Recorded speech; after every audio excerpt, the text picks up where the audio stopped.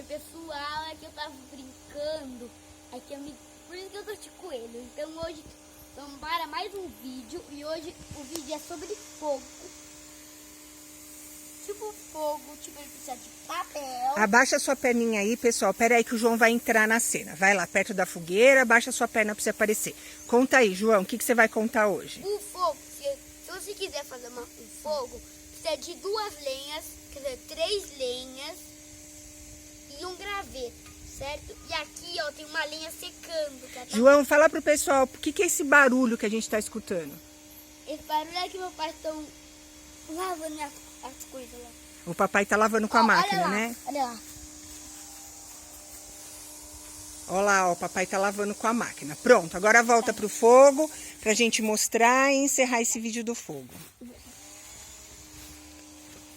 Vai falar mais alguma coisa? Fogo é possuído por papel e graveto. Então, ó, gente, aqui, ó, eu tô mexendo, eu vou ficar mais alto, ó, tá vendo? Aqui tem as linhas secando. Muito bem, só isso? Sim. Então fala tchau pro pessoal, o que é pra eles fazerem? Não, ainda não secou. Ah, não, então vai.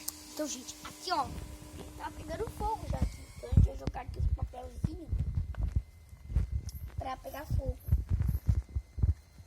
Então, aí foi. Cadê o de papel?